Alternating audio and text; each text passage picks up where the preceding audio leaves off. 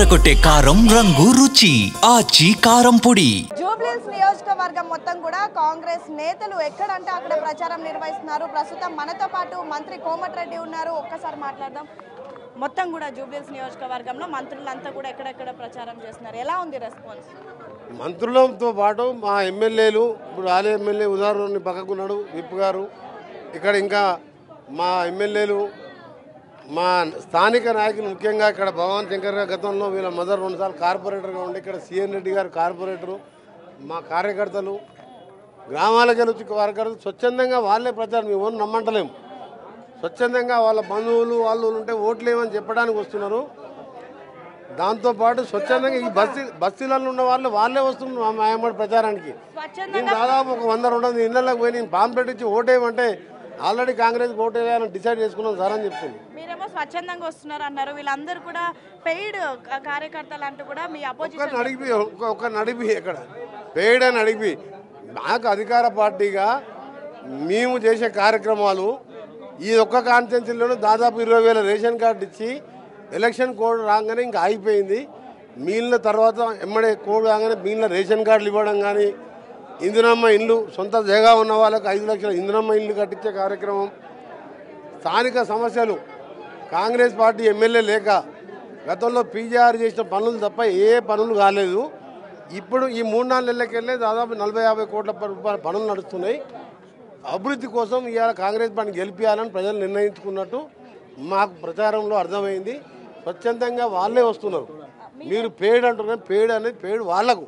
అధికార పార్టీలో పోయి పార్లమెంట్లో 0 సీట్లు తెచ్చుకొని కారు అనేదే లేదు. ఇప్పుడు ఇలా ఆయన కారు కావాలని, డోజర్ కావాలని కారు గుర్తే లేదు. మీరేమో 2 ఏళ్లలో అభివృద్ధి చేశామన్నారు, కానీ మేము చేసిన 10 ఏళ్ల అభివృద్ధి మమ్మల్ని గెలిపిస్తుంది. 2 ఏళ్లలో చేసింది ఏమీ లేదు, 2 నెలల నుంచి హడావుడి మాత్రమే చేస్తున్నారు అంటున్నారు. ఇప్పుడు నేను ఒక బస్తీ ఒక ఇంటికి పోదాం, మీరు బిగ్ టీవీ వాళ్ళు రండి, వాళ్ళ ఇంటికి పోయి అడుగుదాం. గతంలో ఉన్న ఎమ్మెల్యే టీఆర్ఎస్ ప్రభుత్వం 10 ఏళ్ళల్లో మీ ఇంటికి ఏం చేసింది? ఒక గుడిసెకు పోదాం, కరెంటు బిల్లు గల్లాబట్టి వసూలు చేసిందా లేదా? ఈ 2 ఏళ్ళకెళ్ళి 200 యూనిట్ల గుడిసెకు కరెంటు బిల్లు మీరు కడుతుందా లేదా? ఒక ఆర్టీసీ బస్సు ఆపినాం, అడిగితే అలా 30-40 మంది మహిళలు వాళ్ళే చెయ్యకుండా మేము ఓటేస్తామంటున్నారు. మీరు అట్లా పేదవాని ఇంటికి పోదాం, ఆటో డ్రైవర్ ఇంటికి పోదాం, నువ్వు ఉండేది ఒకటే రూమ్లో ఇంట్లో కదా బస్తీలో, కరెంటు బిల్లు కడతా నెలకు 1000 రూపాయలు. 1000 రూపాయలు అంటే సంవత్సరానికి 12,000 మిగిలిస్తున్నాం. ఇలా రేషన్ కార్డు అనేది కేసీఆర్కి రేషన్ కార్డు ఎట్లా కొట్టాలో తెలియదు.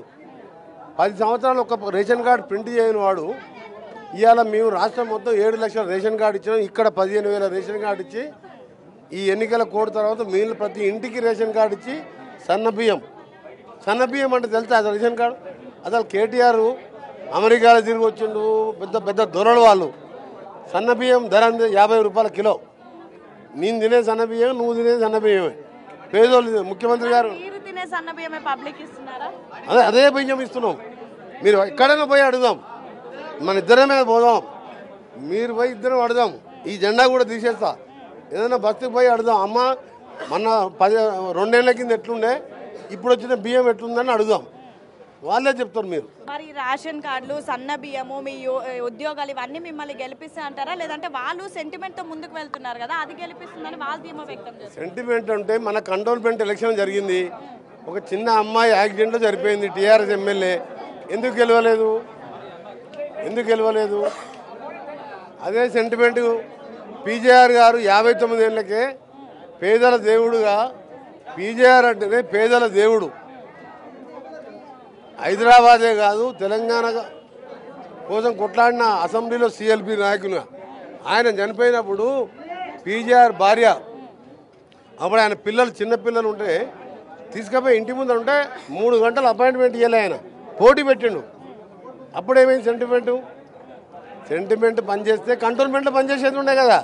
కంటోన్మెంట్ వీళ్ళ ఎమ్మెల్యే గెలిచిన 6 నెలలకే చనిపోయింది.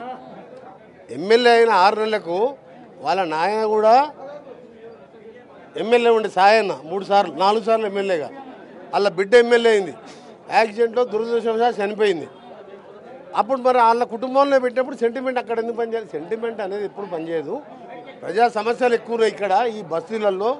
జూబ్లీహిల్స్ అంటే పేరుకు జూబ్లీహిల్స్, తప్పు పెట్టిన పేరు. కాన్సెన్సీ పేరు. జూబ్లీహిల్స్ అంటే అందరూ ధనవంతులు అనుకుంటారు. 90% బస్తీలలో ఉండే వాళ్ళు ఇవాళ డ్రైనేజ్ వ్యవస్థ, లైట్లు లేవు, ఇంటి మీదకి వెళ్ళి కరెంటు స్తంభాలు పోతున్నాయి, కరెంటు తీగలిపోయి 10-20 మంది చచ్చిపోయినారు. వాళ్ళకి ఇల్లు లేవు, సొంత ఇల్లు లేవు, కిరాయి ఇళ్ళల్లో ఉంటున్నారు. సగం సంపాదన కిరాయి ఇల్లు అవుతుంది. సొంత జగా ఉన్న ఇందునమ్మ ఇల్లు కావాలి, రేషన్ కార్డు ఇస్తుంది గవర్నమెంటు, ఉచితంగా కరెంట్ ఇస్తుంది అని చెప్పి కాంగ్రెస్కి వేయాలని నిర్ణయించుకున్నారు. వేసినట్టే లెక్క 30 నుంచి 50,000 మెజార్టీతో వస్తున్నాం. అందరికీ నమస్కారం. చివరిగా మీ అభ్యర్థి ఒక రౌడీ, అందుకే మీరు ఇంకా పీజీఆర్ పేరు చెప్పుకొని ఓట్లు అడుగుతున్నారు అని ప్రతిపక్షాల ఆరోపణలు చేస్తారు. రౌడీ అయితే ఈయన కేటీఆర్ 10 ఏళ్ళు మంత్రి, ముఖ్యమంత్రి అన్నట్టే కదా. ఆయన పేరుకు మంత్రి, పేరుకు ముఖ్యమంత్రి, ఈయనే ముఖ్యమంత్రి. ఒక ఎఫ్ఐఆర్ కాపీ తీసుకురా నవీన్ యాదవ్ మీద ఈ కేసులు ఉన్నాయని. ఇదే వాళ్ళ నాయన చిన్న శ్రీశైల యాదవ్ వాళ్ళ అమ్మ కూడా కేసీఆర్ స్వయంగా బీఫామ్ ఆయన చేతుల మీదుగా అందించిండు. మరి ఆ రౌడీ కుటుంబానికి నువ్వు ఎందుకు అప్పుడు టికెట్ ఇచ్చినావు? ఆ రౌడీ కుటుంబానికి టీఆర్ఎస్ పార్టీ ఎందుకు టికెట్ ఇచ్చింది? ఇవాళ ఒక బలహీన వర్గాల అభ్యర్థి, యువకుడు, ప్రజలలో మంచి పేరుండి ఆపదలో సాపదలో 10 రూపాయలు సాయం కావాలని చేసేవాడు, ఏదైనా హాస్పిటల్లో పడితే 10 రూపాయలు సాయం చేసేవాడు, యువకులు ఏమైనా చదువుకుంటానంటే ఆర్థికంగా సాయం చేసేవాడు, గెలుస్తున్నాడని చెప్పి దిగజారిపోయి ఒక యువకుని, బలహీన వర్గాల యువకుని పట్టుకొని ఆగ్రౌడి అనడం ఎంతవరకు సమయం ఉంటే? నువ్వు ఎఫ్ఐఆర్ కాపీ పలానా మర్డర్ కేసు ఉంది, పలానా ఈ కేసు ఉంది అని చెప్పి చూపించమని చెప్పండి, మేము ఒప్పుకుంటాం. లేనిపోని ఆ విధంగా చేయడం, మనిషిని బాధ పెట్టడం తోటి మనిషిగా అది మంచి పద్ధతి కాదని నేను కేటీఆర్ రిక్వెస్ట్ చేస్తున్నా. నువ్వు అభాండాలు వేయాలి కానీ వాస్తవాలు చూపించాలి. ఎఫ్ఐఆర్ కాపీ నువ్వు పెట్టు, సోషల్ మీడియాలో పెట్టేసి ప్రెస్కి ఇవ్వండి. నవీన్ యాదవ్ మీద ఎన్ని కేసులు ఉన్నాయి? మరి శ్రీశైలం యాదవ్ వాళ్ళ అమ్మకు వాళ్ళ భార్యకి ఎందుకు టికెట్ ఇచ్చినావు? దాని మీద కూడా క్షమాపణ చెప్పు నువ్వు. మరి అప్పుడు కూడా రౌడీ అయినట్టు నేను టికెట్ ఇచ్చినా అని చెప్పు. ఏమీ లేదు. ఆయనకు ఎంత మంచి పేరుందో యువకులను అడగండి, చెప్తుంది మీరు.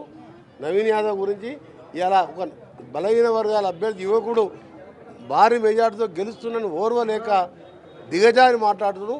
అలాంటి మాట్లాడకు కేటీఆర్.